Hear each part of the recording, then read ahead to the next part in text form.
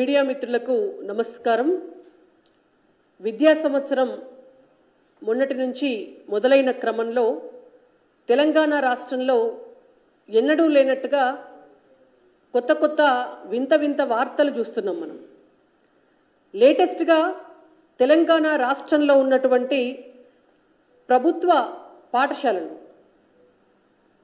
పాఠశాలలకు పాఠ్య పుస్తకాలు పంపించేటటువంటి క్రమంలో అధికారంలో ఉన్నటువంటి కాంగ్రెస్ పార్టీ పాఠ్య పుస్తకాల ముందు మాటలు ముఖ్యమంత్రి పేరు దగ్గర పాత ముఖ్యమంత్రి కేసీఆర్ గారి పేరు, విద్యాశాఖ మంత్రి పేరు దగ్గర సబితా ఇంద్రారెడ్డి గారి పేరు పెట్టి ముందు మాట ఉన్నటువంటి పుస్తకాలను అట్లనే ప్రచురించి అట్లనే స్కూళ్ళల్లో కూడా పంపించిన తర్వాత అక్కడ ఉన్నటువంటి ఉపాధ్యాయులు విద్యార్థులు చూసిన తర్వాత తప్ప ఈ వార్త వెలుగులోకి రాలేదు.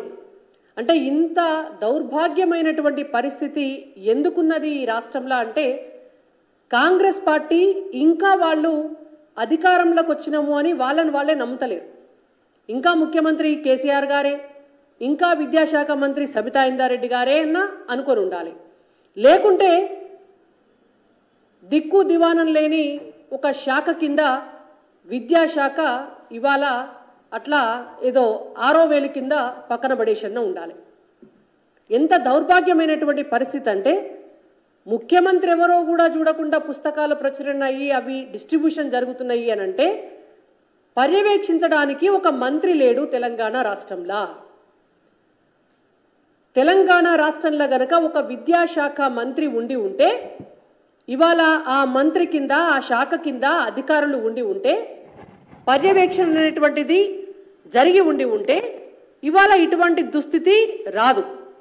అందుకే ఇవాళ భారతీయ జనతా పార్టీ తరపున మేము తెలంగాణ ప్రజల పక్షాన, తెలంగాణలో చదువుకుంటున్నటువంటి పేద విద్యార్థుల పక్షాన, విద్యార్థుల తల్లిదండ్రుల పక్షాన కాంగ్రెస్ పార్టీని ప్రభుత్వాన్ని డిమాండ్ చేస్తున్నాం. తెలంగాణ రాష్ట్రానికి విద్యాశాఖ మంత్రి కావాలి. బడిబాట మొదలైంది, బడికి మంత్రి లేడు. తెలంగాణ రాష్ట్రంలో కాంగ్రెస్ ప్రభుత్వం రాగానే మద్యానికి మంత్రి ఉన్నాడు తప్ప విద్యకు మంత్రి లేడు. ఇది సిగ్గుపడాల్సినటువంటి అంశం. మద్యానికి మంత్రిని పెట్టినరు మీరు. కొత్త బ్రాండ్లు ఏం తీసుకురావాలి, ఆ బ్రాండ్లల్లో కమిషన్ ఎంత తీసుకోవాలి, టార్గెట్లు ఎక్సైజ్ డిపార్ట్మెంట్కి ఎంత పెట్టాలి, మద్యం ద్వారా ఆదాయం ఎంత పెంచుకోవాలి, ఈ సోయి ఉన్నటువంటి ముఖ్యమంత్రి గారికి మరి విద్యకు విద్యాశాఖకు కూడా ఒక మంత్రిని పెట్టాలి. పేద పిల్లలకు చదువు చెప్పేటటువంటి శాఖ ఇవాళ రాష్ట్ర అభివృద్ధి జరగాలి అంటే చదువు కావాలి పిల్లలకు అనేటువంటి సోయి ఎందుకు లేదు అని మేము ఇవాళ డిమాండ్ చేస్తున్నాం. ఎంత దారుణమైనటువంటి పరిస్థితి అంటే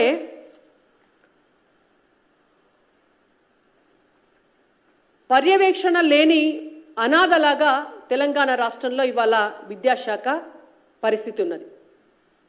విద్యాశాఖ మంత్రి పోస్టు ఖాళీ. ఎన్నికల సమయంలో రేవంత్ రెడ్డి గారు పదే ఒక గాడిద గుడ్డును నెత్తి మీద పెట్టుకొని, ఒక గంప మీద గాడిద గుడ్డును పెట్టుకొని ఎన్నికల ప్రచారం చేసినాడు. ఇవాళ వాళ్ళ ప్రభుత్వంలో కూడా గదే గాడిద గుడ్డు కనిపిస్తుంది మనకు. మీకు నేను పోస్టర్ రూపంలో చూపిస్తా.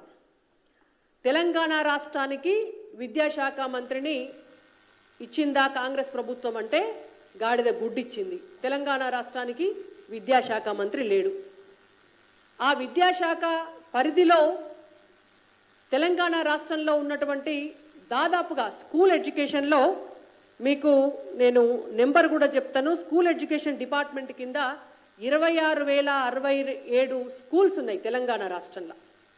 ఈ 26,000 స్కూల్స్ని జిల్లా పరిషత్తు మండల పరిషత్ కింద డివైడ్ చేస్తే మనకు పర్యవేక్షణ చేయడానికి అసలు ఈ స్కూళ్ళల్లో పిల్లలకు పాఠాలు చెప్తున్నారా చెప్తలేరా, ఉపాధ్యాయులు వెళ్తలేరా అని చూడడానికి జిల్లాలకు వారీగా డిఈఓలను పెడతారు. మనకు 33 జిల్లాలుంటే 33 జిల్లాలలో 26 జిల్లాలకు డిఈఓ పోస్టులు గాడిద గుడ్డు 0. 26 జిల్లాలకు డిఈఓ పోస్టులు లేవు. ఇవాళ వాళ్ళ తర్వాత డిప్యూటీ ఎడ్యుకేషన్ ఆఫీసర్స్ ఉంటారు. వాళ్ళు 62 మంది ఉండాలి తెలంగాణ రాష్ట్రంలో. 62 మందికి 58 మంది ఖాళీ, ఇంకొక 4 పోస్టులలో ఉంటే ఆ 4ని కూడా వేరే శాఖలల్లో వేరే పనులకు బదిలీ చేసినారు. అంటే ఇవాళ డిప్యూటీ ఎడ్యుకేషన్ ఆఫీసర్లు తెలంగాణ రాష్ట్రంలో 0. అంటే కాంగ్రెస్ ప్రభుత్వము డిప్యూటీ ఎడ్యుకేషన్ ఆఫీసర్లకు గాడిద గుడ్డిచ్చింది స్కూళ్లకు అని అర్థం. దాని తర్వాత మండలాలు 615 మండలాలు ఉన్నాయి తెలంగాణ రాష్ట్రంలో. 615 మండలాలలో మండలానికో ఎంఈఓ ఉండాలి. ఆ మండలంలో ఉన్నటువంటి స్కూల్స్ అన్నిటినీ కూడా పర్యవేక్షణ చేయడానికి 617 15 మండలాలు ఉంటే సిగ్గుపోతుంది చెప్పుకుంటే 17 మంది ఎంఈఓలు ఉన్నారు తెలంగాణ రాష్ట్రంలో. 17 మంది ఉన్నారు. మిగిలిన ఎంఈఓలు ఎక్కడ పోయినరు? కాంగ్రెస్ ప్రభుత్వం ఏమిచ్చింది అని అంటే మనకు గాడిద గుడ్డు.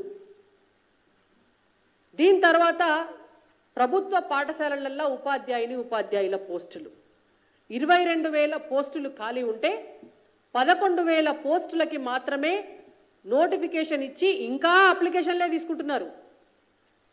ఇంకా అప్లికేషన్ల కానే ఉన్నది ఆ కథ అంతా. లిక్కర్ దందాకు మాత్రం అన్నీ అయిపోయినాయి. మినిస్ట్రీ దగ్గర నుంచి కింది దాకా మొత్తం అయిపోయినాయి. ఇవాళ ముఖ్యమంత్రి పోస్టుకు మాత్రం ప్రభుత్వంలోకి రాకముందే, అధికారంలోకి రాకముందే డేటు టైము మొత్తం ఫిక్స్ అయింది.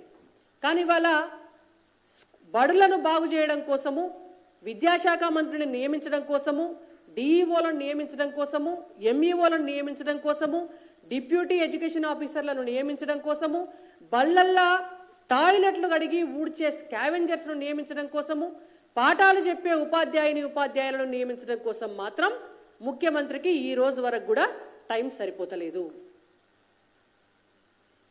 ఇవాళ మీకు మీ కాంగ్రెస్ పార్టీల పంచాయతీలు ఉంటే ఇవాళ పేద బిడ్డలు రోడ్డు మీద పడాలనా?